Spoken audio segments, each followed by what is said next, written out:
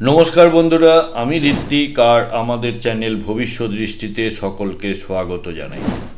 বন্ধুরা, আজকে আমরা আলোচনা করব ষষ্ঠ ভাবের অধিপতি যখন নিজের ঘরেই বা নিজের ভাবেই অবস্থান করে তখন জাতক বা জাতিকাদের জীবনে কী ধরনের ফলাফল নিয়ে আসে। জয়, আত্মবিশ্বাস ও কর্মনিষ্ঠার রাজযোগ।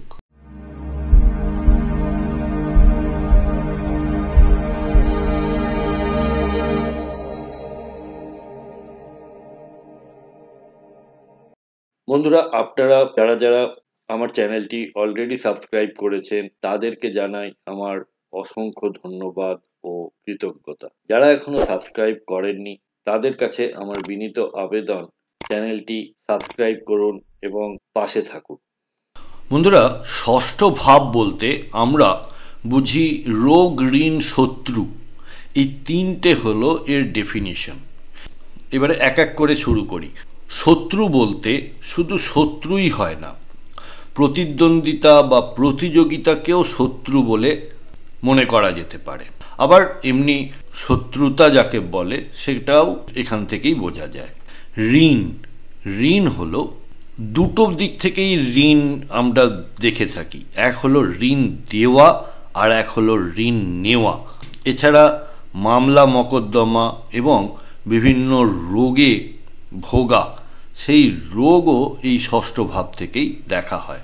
চাকরি, সেবা ও কাজের পরিবেশ।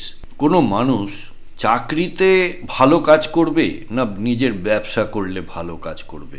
তো যেখানে ষষ্ঠ ভাব ভালো থাকে সেখানে আমরা বলে থাকি যে চাকরি করাই এনার জন্য শ্রেয়, যদি না সপ্তম ভাবের থেকে ষষ্ঠ ভাব ভালো থাকে। সেবা অর্থ হলো যে হসপিটাল বা নার্সিংহোমে যারা কাজ করেন, ডাক্তারিতে যারা কাজ করেন, তারা মানুষের সেবা করেন। এছাড়াও সেবামূলক অনেক কাজ আমাদের সমাজে প্রতিনিয়ত অনেকে করে থাকেন।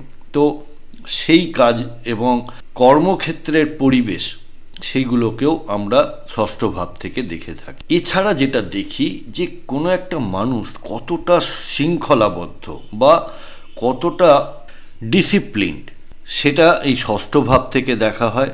এবং কষ্টের মাধ্যমে উন্নতি, অর্থাৎ আপনি যে কষ্টটা বা যে পরিশ্রমটা করছেন সেই পরিশ্রমটা আদৌ সুফল দেবে না দেবে না, সেটাও আমরা এই ষষ্ঠ ভাব থেকে বিচার করে থাকি।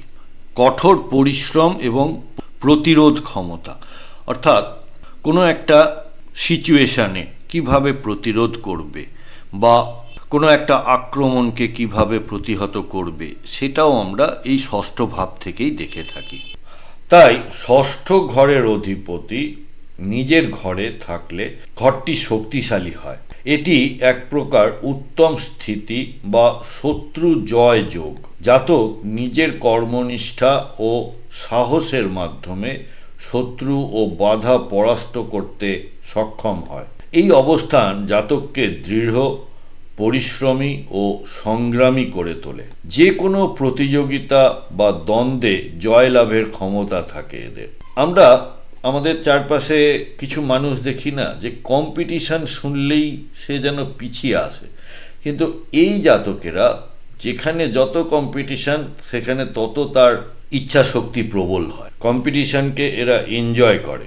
জাতক জীবনে ধীরে ধীরে উন্নতি করে এবং সেবা বা প্রশাসনিক ক্ষেত্রে সাফল্য পায়। শরীর ও মনের শক্তি প্রবল, তবে মাঝে মাঝে অতিরিক্ত পরিশ্রমের কারণে মানসিক ক্লান্তি অনুভূত হয়। শুভ প্রভাব, অর্থাৎ এই ষষ্ঠভাবে যদি শুভ গ্রহ সহ অবস্থান করে বা তার দৃষ্টি থাকে, সেক্ষেত্রে শত্রু জয় ও মানসিক শক্তি বৃদ্ধি হয়। সরকারি বা প্রতিযোগিতামূলক ক্ষেত্রে সাফল্য লাভ করে। সাহস, কর্মনিষ্ঠা ও দায়িত্ববোধ এদের মধ্যে দেখা যায়। সমাজে সম্মান ও স্থিতি অর্থাৎ স্টেবিলিটি এরা অর্জন করে থাকে। আর যদি কোনো অশুভ গ্রহের প্রভাব থাকে সেক্ষেত্রে অহং বা জেদ বৃদ্ধি পায়। অতিরিক্ত পরিশ্রম থেকে শারীরিক ক্লান্তি অনুভব করে। কর্মস্থলে সারাক্ষণই একটা বিরোধিতার সম্মুখীন হয় বা সমালোচনার সম্মুখীন হয়। স্বাস্থ্য নিয়ে সমস্যায় পড়তে দেখা যায় এই জাতক। এবার পেশা বা জীবনধারার দিকে আসি। সরকারি চাকরি, প্রশাসন, পুলিশ, সেনাবাহিনী এইগুলিতে এনারা সাফল্য লাভ করেন। চিকিৎসা, নার্সিং, সেবা বা পরামর্শদাতা হিসেবেও যথেষ্ট সফল হয়ে থাকেন এনারা। আইন, হিসাব বা সংগঠিত কাজ, প্রতিযোগিতামূলক বা পরিশ্রম নির্ভর পেশা। এবার চলে আসি প্রতিকারের দিকে। মঙ্গলবার হনুমানজির উপাসনা করুন, অন্যকে সাহায্য করুন ও সেবা করুন। অহং এবং জেদ নিয়ন্ত্রণে রাখতে হবে। প্রতিদিন সকালবেলা সূর্য প্রণাম শুভ ফল দেয়। বন্ধুরা, আমাদের এই ডিসকাশনে কোনো পার্টিকুলার চার্ট ধরে বা গ্রহের অবস্থান ধরে কিন্তু কোনো কথা বলা হচ্ছে না। আপনার কোনো হাউসে যদি সমস্যায় থাকে বা জীবনে কোনো ধরনের সমস্যার সম্মুখীন হন, তাহলে আপনারা ভবিষ্যৎ দৃষ্টির সাথে যোগাযোগ করতে পারেন এবং আমাদের কাছ থেকে আপনারা কনসালটেশন নিতে পারেন। আপনাদের ন্যাটাল চার্ট বা গ্রহগত অবস্থান জন্মকালীন, তার সাথে দশা, অন্তর্দশা এবং আগামী দিনের যে ট্রানজিট এবং তার প্রভাব, এই সব মিলিয়ে আপনারা একটি রেজাল্ট বা সলিউশন আমাদের থেকে পেতে পারেন। কন্ট্যাক্ট নাম্বার এবং ওয়েবসাইট এবং চেম্বারের অ্যাড্রেস সবই দেওয়া হলো, আপনারা সময় মতো যোগাযোগ করতে পারেন। তাহলে শেষ করার আগে, এই অবস্থান জাতককে দেয় আত্মবিশ্বাস, কর্মনিষ্ঠা ও সাফল্য।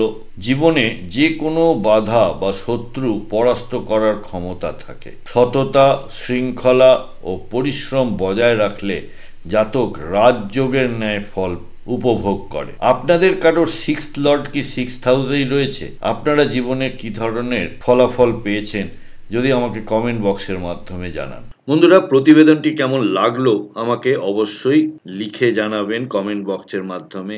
যদি ভালো লেগে থাকে তাহলে একটি লাইক করবেন আর আত্মীয় স্বজন, বন্ধু বান্ধবের সাথে শেয়ার করতে ভুলবেন না। আজকের পর্ব এখানেই শেষ করছি।